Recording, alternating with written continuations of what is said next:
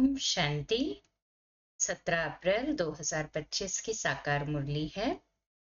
बाबा कहते मीठे बच्चे, ये रूहानी हॉस्पिटल तुम्हें आधा कल्प के लिए एवर हेल्दी बनाने वाली है। यहाँ तुम देही अभिमानी होकर बैठो। प्रश्न, धंधा आदि करते भी कौन सा डायरेक्शन बुद्धि में याद होना चाहिए?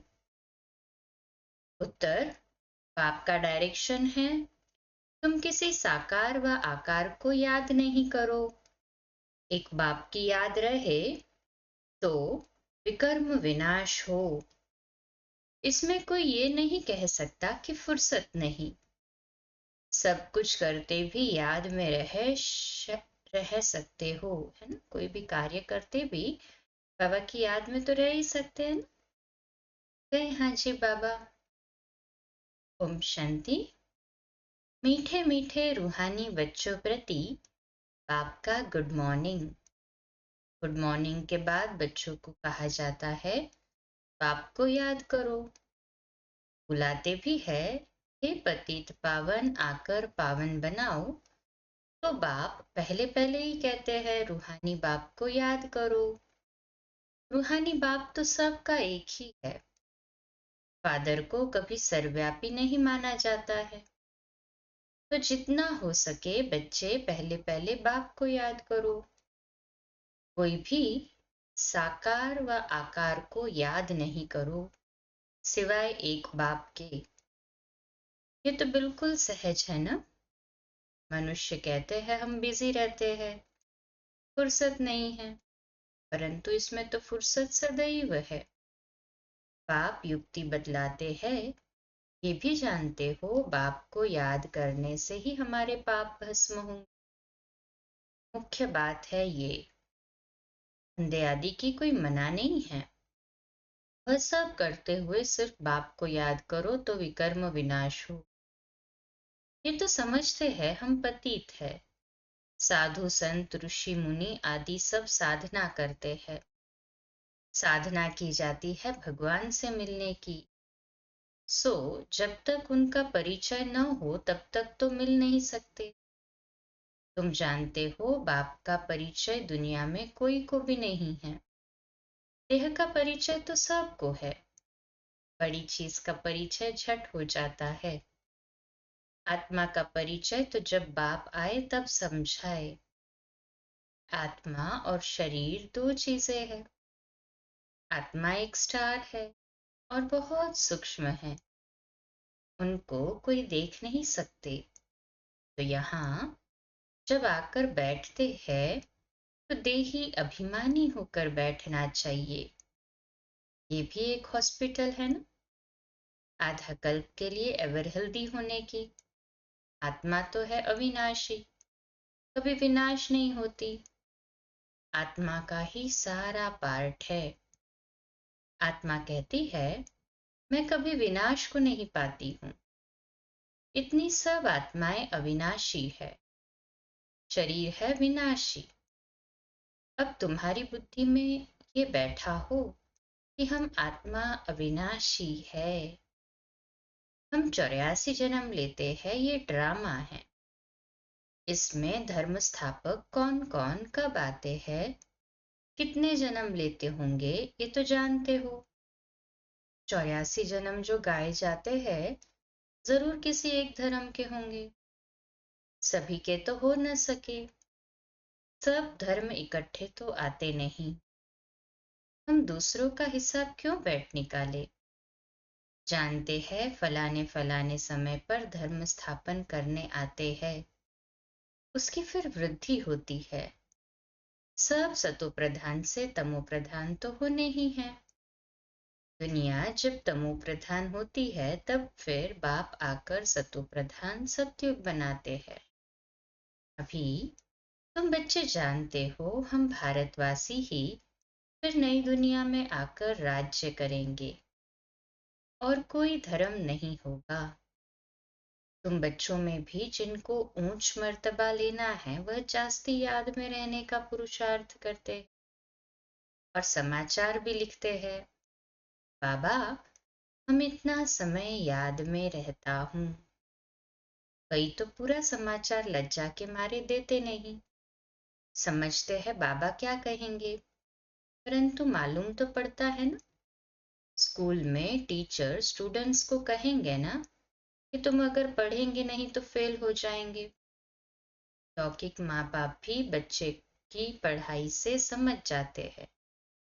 ये तो बहुत बड़ा स्कूल है, यहाँ तो नंबरवार बिठाया नहीं जाता है, बुद्धि से समझा जाता है, नंबरवार तो होते ही है ना। अब बाबा अच्छे अच्छे बच्चों को कहाँ भेज देते हैं, वह फिर चले जाते हैं तो दूसरे लिखते हैं कि हमको महारथी चाहिए। तो जरूर समझते हैं वह हमसे होशियार नामी ग्रामी है, नंबरवार तो होते हैं ना। प्रदर्शनी में भी अनेक प्रकार के आते हैं, तो गाइड्स भी खड़े रहने चाहिए जांच करने के लिए। रिसीव करने वाले तो जानते हैं ये किस प्रकार का आदमी है, तो उनको फिर इशारा करना चाहिए कि इनको तुम समझाओ। तुम भी समझ सकते हो, first grade, second grade, third grade सब है, वहां तो सब की सर्विस करनी ही है। कोई बड़ा आदमी है तो जरूर बड़े आदमी की खातिरी तो सब करते ही है, ये कायदा है। बाप अथवा टीचर बच्चों की क्लास में महिमा करते हैं, ये भी सबसे बड़ी खातिरी है। नाम निकालने वाले बच्चों की महिमा अथवा खातिरी की जाती है। ये फलाना धनवान है, रिलीजियस माइंडेड है, ये भी खातिरी है ना। अब तुम ये जानते हो, ऊंच से ऊंच भगवान, नीचे, हाँ, ऊंच से ऊंच भगवान ही है, कहते भी है बरोबर ऊंच से ऊंच है, परंतु फिर बोलो उनकी बायोग्राफी बताओ तो कह देंगे सर्वव्यापी है, बस एकदम नीचे कर देते। अब तुम समझा सकते हो सबसे ऊंचे ते ऊंच है भगवान, वह है मूल वतनवासी। सूक्ष्म वतन में है देवताएं, यहाँ रहते हैं मनुष्य। तो ऊंच से ऊंच भगवान वह निराकार ठहरा कि तुम जानते हो, हम जो हीरे मिसल थे सो फिर कौड़ी मिसल बन पड़े हैं, फिर भगवान को अपने से भी जास्ती नीचे ले गए हैं, पहचानते ही नहीं है। तुम भारतवासियों को ही पहचान मिलती है, फिर पहचान कम हो जाती है। अभी तुम बाप की पहचान सबको देते जाते हो, ढेरों को बाप की पहचान मिली। तुम्हारा मुख्य चित्र है ही ये त्रिमूर्ति गोला झाड़, इनमें कितनी रोशनी है। ये तो कोई भी कहेंगे ये लक्ष्मी नारायण सतयुग के मालिक थे। अच्छा, सतयुग के आगे क्या था, ये भी अभी तुम जानते हो। अभी है कलयुग का अंत, और है भी प्रजा का प्रजा पर राज्य। अभी राजाई तो है, इतना फर्क है। सतयुग के आदि में राजाएं थे, और अभी कलयुग में भी राजाएं हैं। हर कोई वह पावन नहीं है, परंतु कोई पैसा देकर भी टाइटल ले लेते। महाराजा तो कोई है नहीं, टाइटल खरीद कर लेते हैं, जैसे पटियाला का महाराजा, जोधपुर बीकानेर का महाराजा। नाम तो लेते हैं ना, ये नाम अविनाशी चला आता है। पहले पवित्र महाराजाएं थे, ये है अपवित्र। राजा महाराजा अक्षर चला आता है। इन लक्ष्मी नारायण के लिए कहेंगे ये सतयुग के मालिक थे, किसने राज्य लिया। अभी तुम जानते हो राजाई की स्थापना कैसे होती है।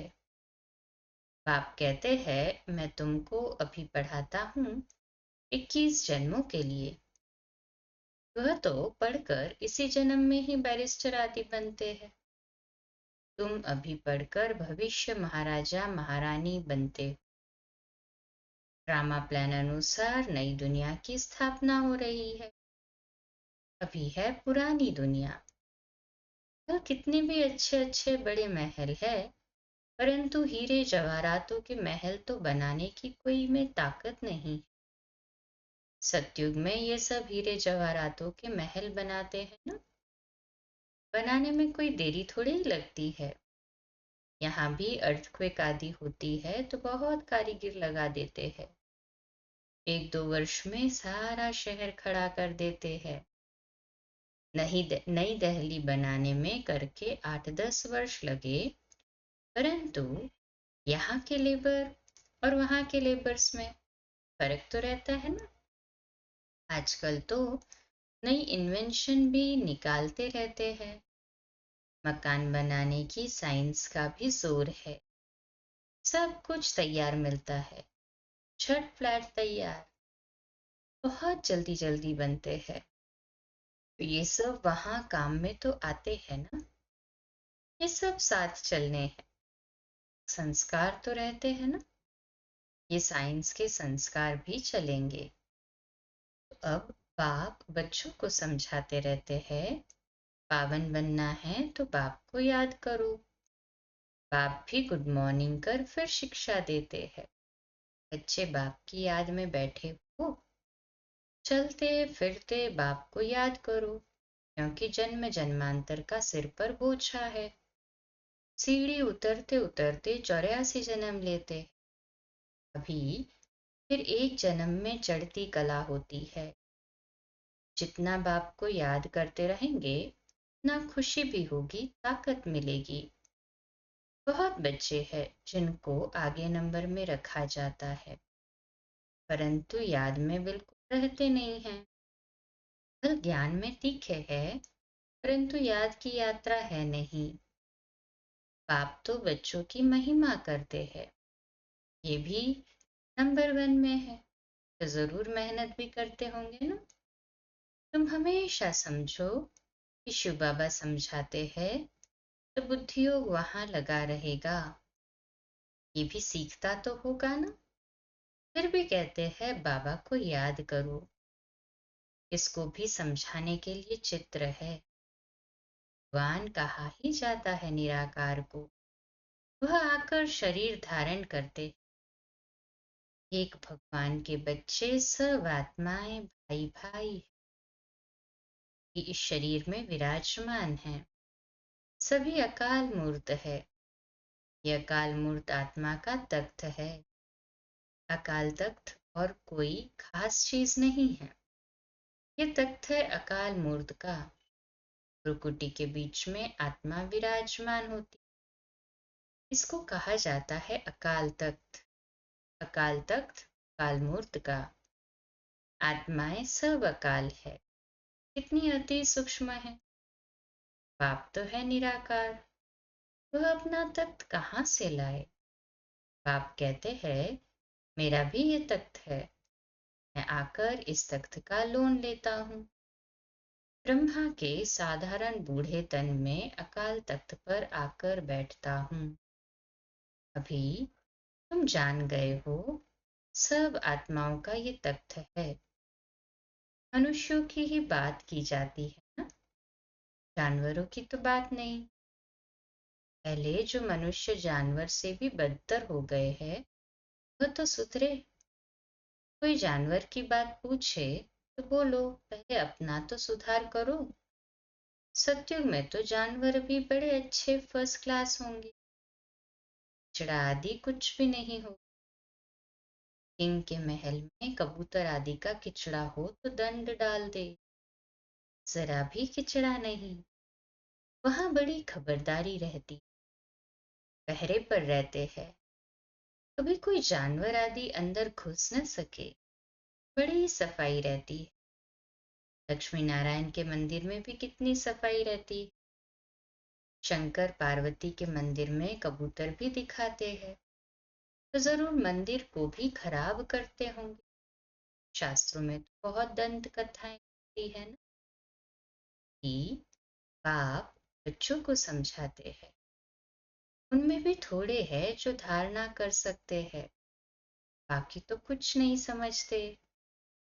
बाप बच्चों को ना प्यार से समझाते हैं, बच्चे बहुत बहुत मीठे बनो, मुख से सदैव रत्न निकलते रहे। तुम हो रूप बसंत, तुम्हारे मुख से पत्थर नहीं निकलने चाहिए। आत्मा की ही महिमा होती।